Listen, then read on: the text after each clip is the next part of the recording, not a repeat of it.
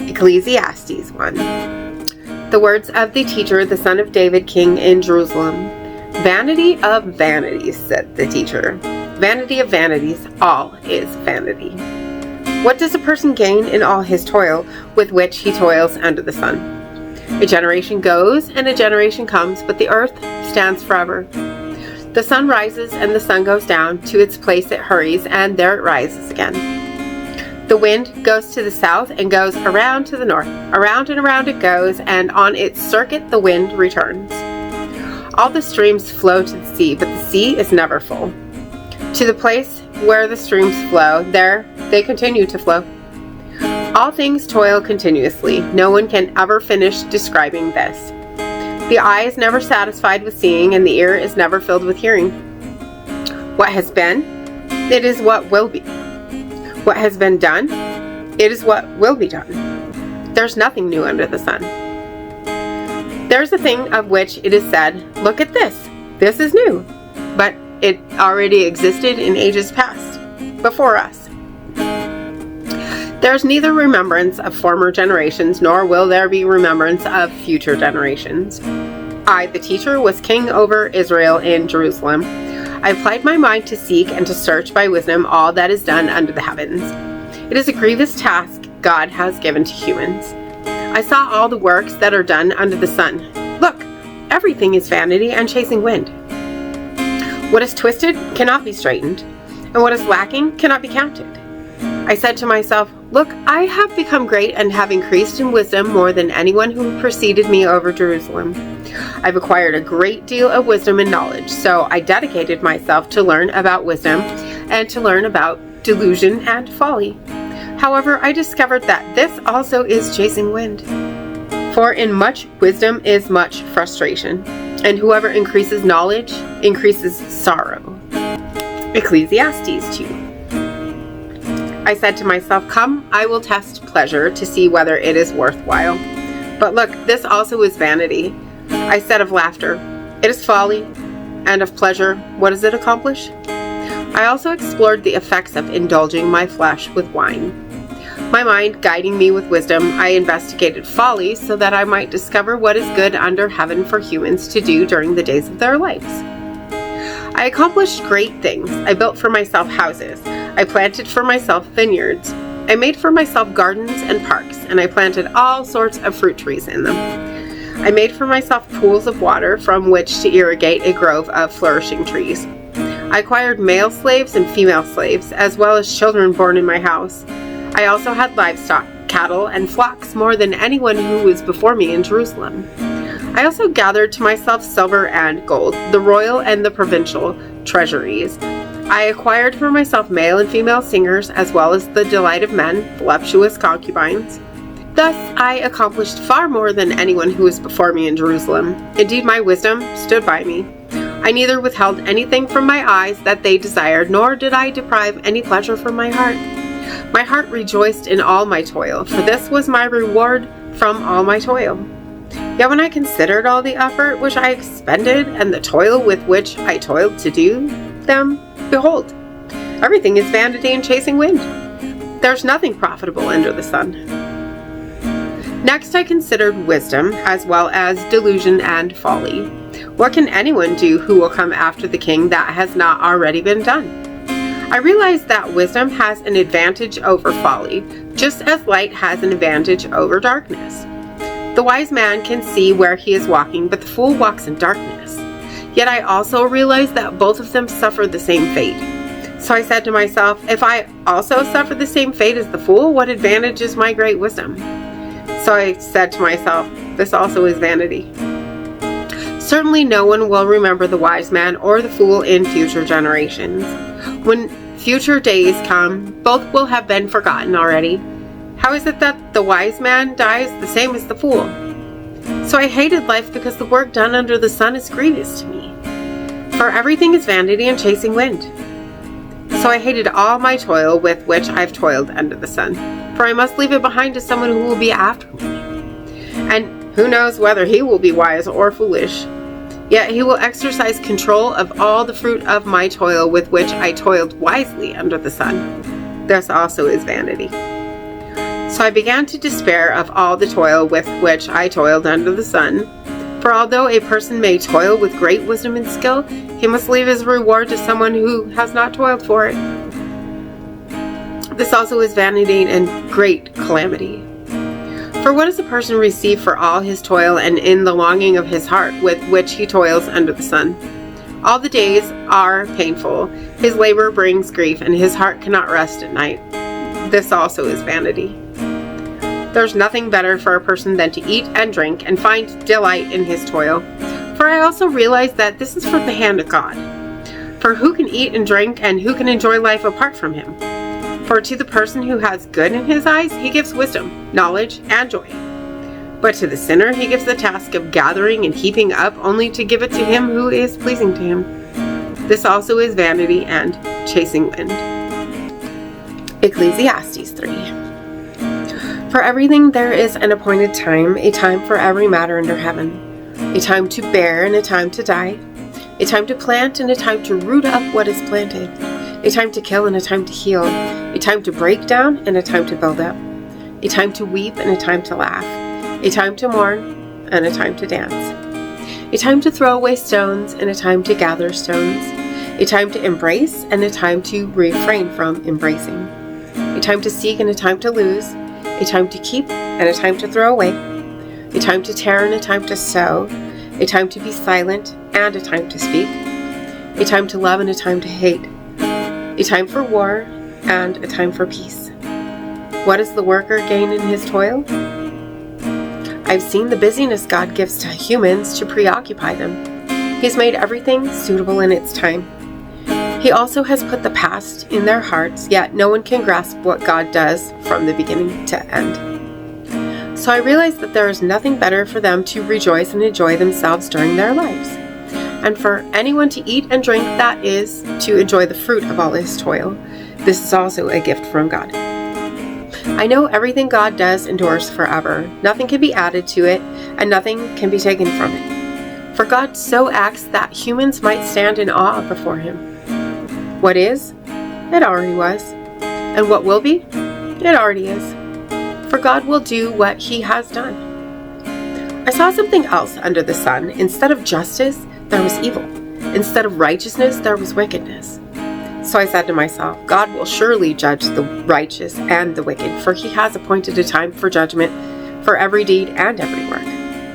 I said to myself concerning humans, God sifts them in order to show them that they are like beasts. For the fate of humans and the fate of the beast is the same. The death of the one is like the death of the other, for both are mortal. Man has no advantage over the beast, for both are fleeting. Both go to one place, both come from dust, and both return to dust. For no one knows whether the spirit of a human ascends to heaven and whether the spirit of the beast descends to the ground.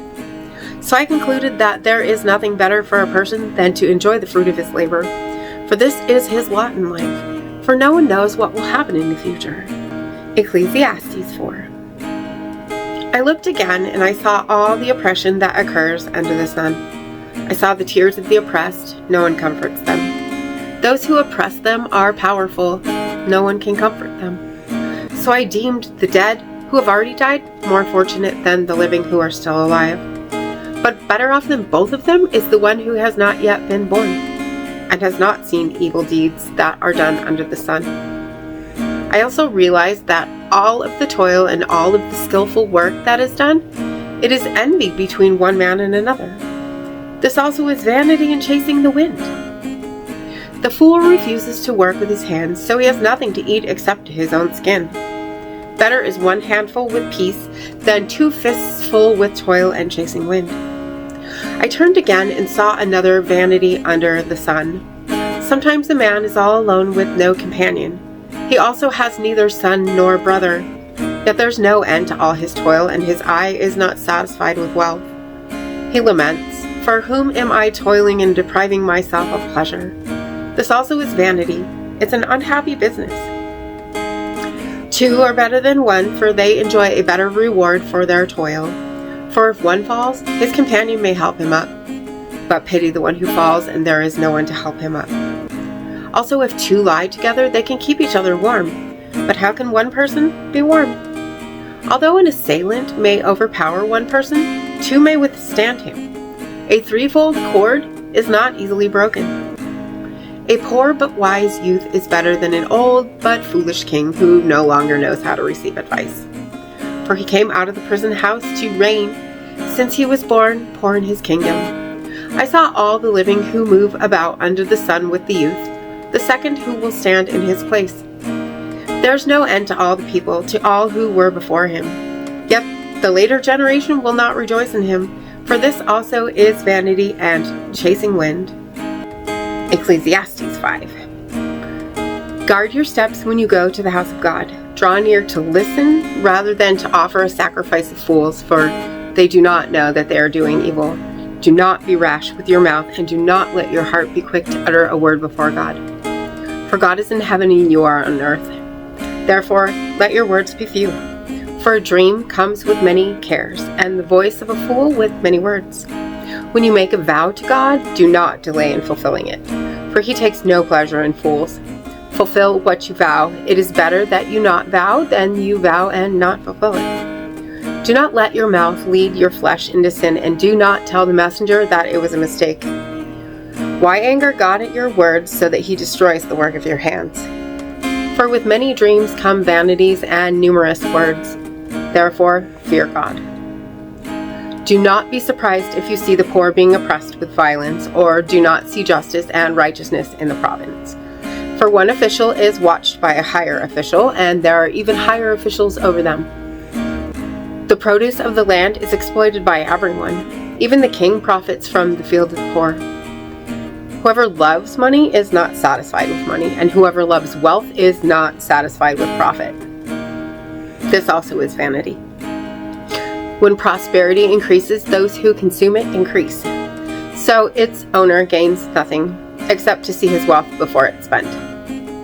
The sleep of the laborer is pleasant, whether he eats little or much, but the wealth of the rich man does not allow him to rest. There's a grievous evil which I've seen under the sun, wealth hoarded by its owner to his harm. That wealth was lost in a bad venture. Although he has borne a child, he has nothing to leave him. Just as he came from his mother's womb naked, he will depart just as he came. He will take nothing with him for his toil. This also is a grievous illness. Exactly as he came, so he will go. What profit does he gain for all his toil for the wind? Also, he eats in darkness all his days. He is frustrated in much sickness and resentment. Look, I have discovered what is good and fitting, to eat and to drink and to enjoy all the fruit of the toil with which one toils under the sun during the number of the days of his life that God gives to him. For this is his lot. This indeed is a gift of God. Everyone to whom God gives wealth and possessions, he also empowers him to enjoy them, to accept his lot and to rejoice in the fruit of his toil. For he does not remember the brief days of his life, for God keeps his heart preoccupied with enjoyment of life. Ecclesiastes 6. Here is another misfortune that I've seen under the sun, and it is prevalent among humankind. God gives a man wealth, possessions, and honor so that he lacks nothing his heart desires. Yet God does not enable him to enjoy it. Instead, someone else ends up enjoying it. This is vanity. Indeed, it is a grievous ill. Even if a man fathers 100 children and lives many years so that the days of his years are many, if his heart is not satisfied with prosperity and he does not receive a proper burial, I deem the stillborn better than him. For he comes into vanity and departs into darkness, and his name is shrouded in darkness. He has neither seen nor known the sun, yet he has more rest than him. Even if a man lives 1,000 years twice, if he does not enjoy prosperity, both suffer the same fate. All of a man's toil is for his mouth, yet his appetite is never satisfied.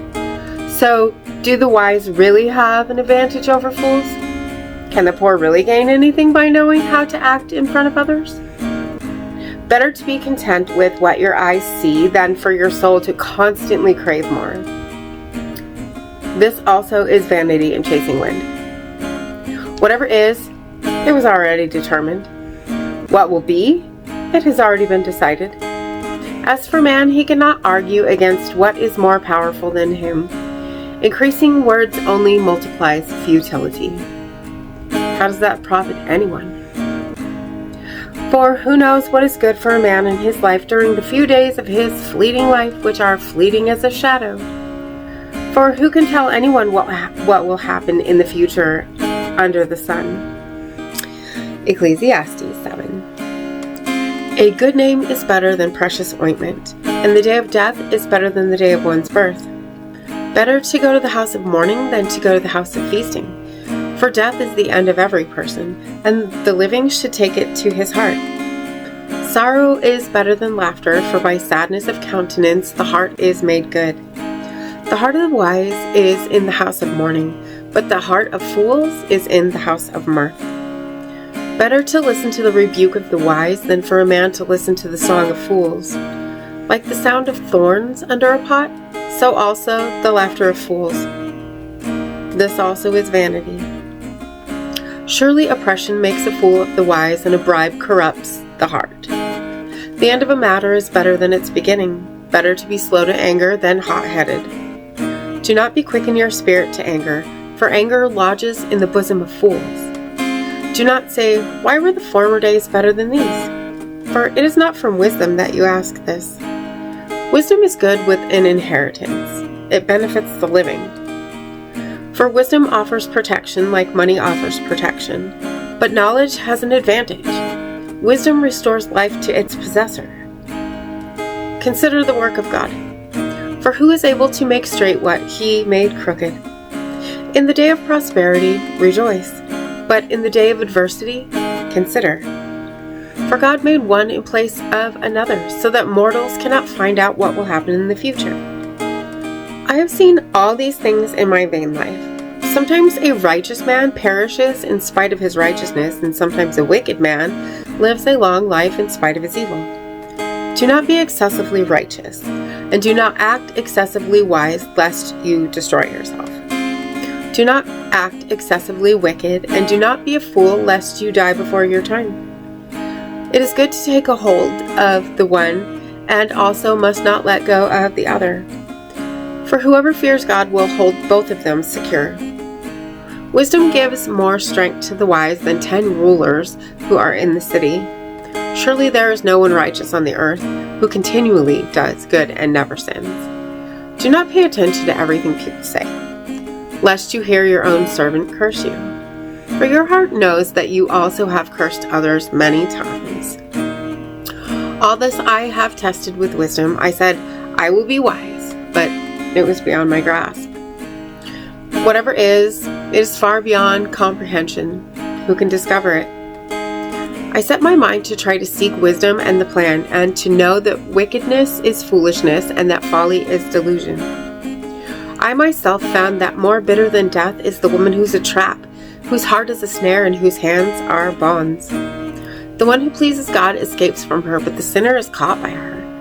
Look, I found this, says the teacher, while trying to find how the plan fits together. What my heart sought, I did not find.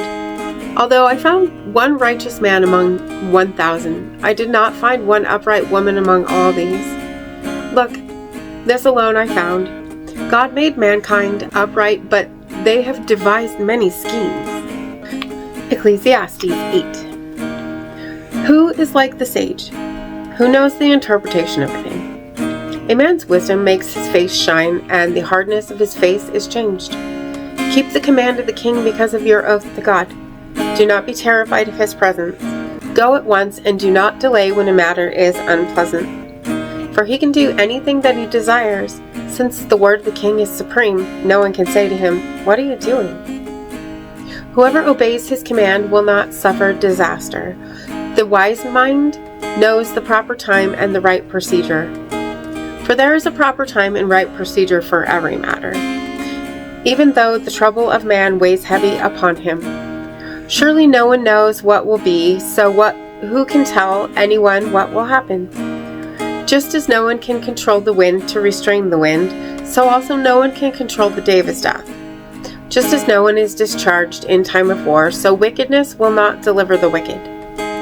I saw all this as I applied my heart to all the deeds done under the sun. Sometimes those in authority harm others. Meanwhile, I saw the wicked being honorably buried, but those who came and went from the holy place were forgotten in the city.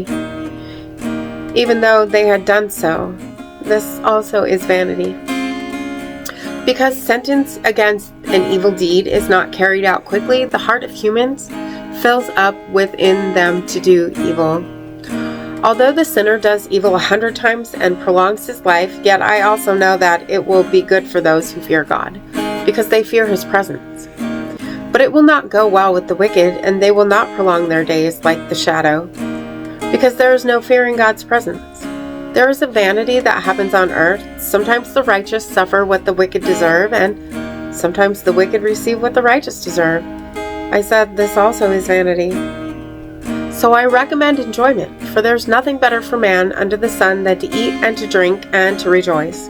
This will accompany him in his toil the days of his life that God gives him under the sun. I applied my mind to know wisdom and to understand the business that is done on earth, how neither day nor night one's eyes see sleep. Then I saw all the work of God. Man is not able to discover the work that is done under the sun. Although man may toil in seeking, he cannot find it. Even if a wise man claims that he knows it, he cannot find it. Ecclesiastes 9. So all this I laid to my heart, and I concluded that the righteous and the wise, as well as their deeds, are in the hand of God. So no one knows anything that will come to them, whether it would be love or hatred. The same fate comes to everyone, to the righteous and to the wicked, to the good and to the wicked, to the clean and to the unclean, to those who sacrifice and to those who do not sacrifice. As with the good man, so also to the sinner. As with those who swear an oath, so also those who fear oaths. This is the injustice that is done under the sun. The same fate comes to everyone. Also the hearts of humans are full of evil. Delusion is in their hearts during their lives, and then they die. Whoever is joined to all the living has hope. After all, even a live dog is better than a dead lion. For the living know that they will die, but the dead do not know anything. They no longer have a reward, and even the memory of them is forgotten. What they loved and hated, as well as what they desired, has already perished. They no longer have any share in what is done under the sun. Go, eat your food with joy and drink your wine with a merry heart, for God already has approved your deeds. Always be clothed in white garments and never let your head lack oil. Enjoy life with a wife with whom you love all the days of your vain life, which he gives you under the sun, because this is your lot in life, and in the toil with which you toil under the sun. Whatever your hands find to do, do it with all your might. For in Sheol, where you are going, no one works, plans, knows, or thinks about anything. I looked again and saw under the sun that the race does not belong to the swift. The battle does not belong to the mighty. Food does not belong to the wise. Wealth does not belong to the intelligent. And success does not belong to the skillful. For time and chance befalls all of them. For man does not know his time. Just as fish are caught in a cruel net, and like birds who are seized in a snare, so also humans are ensnared at a cruel time when it falls suddenly upon them. I've also seen this example of wisdom under the sun, and it seemed great to me. There was a small city with few people in it. A great king came and besieged it. Now a poor wise man was found in it, and he delivered the city by his wisdom. So I concluded that wisdom is better than might, yet the wisdom of the poor is despised, and his words are not heard. The words of the wise are heard in peace. More than the shouting of a ruler is heard among the fools. Wisdom is better than weapons of war, but one sinner destroys much good. Ecclesiastes 10. Dead flies cause a bad smell and ruin the ointment of the perfumer. So also a little folly outweighs wisdom and honor. The heart of the wise inclines to the right, but the heart of the fool inclines to his left. Even when the fool walks along the road, he lacks sense. He tells everyone that he is a fool. If the anger of the ruler arises against you, do not leave your post, for calmness can undo great offenses. There is an evil I've seen under the sun. It is an error that proceeds from a ruler. The fool is set in many high places, but the rich sit in lowly places. I have even seen slaves riding on horses and princes walking like slaves on the earth. Whoever digs a pit will fall into it. Whoever breaks through a wall, a snake will bite him. Whoever quarries stones will be wounded by them. Whoever splits logs will be endangered by them. If the axe is blunt, but one does not sharpen its edge, he must exert more effort. But the advantage of wisdom is it brings success. If the snake bites before the charming, the snake charmer will not succeed. The wise man wins favor by the words of his mouth, but the fool is devoured by his own lips. He begins by saying what is foolish and ends by uttering what is wicked delusion. The fool talks too much, for no one knows what will be. Who can tell anyone what will happen in the future? The fool is so worn out by a hard day's work, he cannot even find his way home at night. Woe to you, O land, when your king is a youth and your princes feast in the morning. Blessed are you, O land, when your king is a son of nobility and your princes feast at the proper time, to gain strength and not to get drunk. Through sloth the roof sinks in, and through idleness of hands the house leaks. Feasts are held for celebration, wine cheers the living, and money answers everything. Do not curse the king even in your thoughts, and do not curse the rich even in your own bedroom. For the bird of the sky may carry your voice, a winged messenger may repeat your words. Ecclesiastes 11. Send out your bread on the water, for in many days you will find it. Divide your share in 7 or in 8, for you do not know what disaster will happen on the earth. When the clouds are full, they empty rain on the earth. Whether a tree falls to the south or whether it falls to the north, the place where the tree falls, there it will be. Whoever watches the wind will not sow. Whoever watches the clouds will not reap. Just as you do not know how the path of the wind goes, nor how the bones of a fetus form in a mother's womb, so you do not know the work of God who makes everything. Sow your seed in the morning, and do not let your hands rest in the evening, for you do not know what will prosper, whether this or that, or whether both of them alike will succeed. The light is sweet, and it is pleasant for the eyes to see the sun. For if a man lives many years, let him rejoice in all of them. Let him remember that the days of the darkness will be many. All that is coming is vanity. Rejoice, O young man, in your youth, and let your heart cheer you in the days of your youth. Follow the ways of your heart and the sight of your eyes, but know that God will bring you into judgment for all these things. Banish anxiety from your heart and put away pain from your body, for youth and vigor are vanity. Ecclesiastes 12. Remember your Creator in the days of your youth, before the days of trouble come, and the years draw near when you will say, I find no pleasure in them. Before the sun, the light, the moon, and the stars darken, and the clouds return after the rain, when the guards of the house tremble, and the men of strength are bent. The grinders cease because they are few, and those looking through the windows see dimly.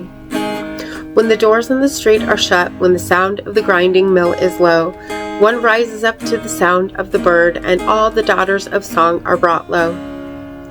They are afraid of heights, and terrors are on the road. The almond tree blossoms, and the grasshopper draws itself along, and desire fails, because man goes to his eternal home, and the mourners go about in the streets. Before the silver cord is snapped, and the golden bowl is broken, and the jar at the foundation is broken, and the wheel at the cistern is broken, and the dust returns to the earth as it was, and the breath returns to God who gave it. Vanity of vanities, says the teacher. Everything is vanity. The teacher was full of wisdom, and he taught the people with knowledge. He carefully considered many proverbs and carefully arranged them. The teacher sought to find delightful words, and he wrote what is upright, truthful words. The words of the wise are like cattle goads. The collections of the sages are like pricks inflicted by one shepherd. My son, be careful about anything beyond these things, for the writing of books is endless, and too much study is wearisome. Now that all has been heard, here is the final conclusion. Fear God and obey His commandments, for this is the whole duty of man. For God will bring every deed into judgment, including every secret thing, whether good or evil. And as always, thank you so much for being here today. If you haven't already, hit that subscribe button right there and click the bell if you want to get notifications, and hit that like button for me if you would. And I will see you tomorrow. Carry me out of the Maranatha. storm. I'm standing at the crossroads. I'm lost without a clue. I need a big pink neon sign to show me what to do. I thank you, Lord. It glorifies you when you're the only answer. I praise you, Lord, for holding what's too much for me. And I'm amazed by you, Lord, because nothing's too big and nothing's too small to lay at your feet.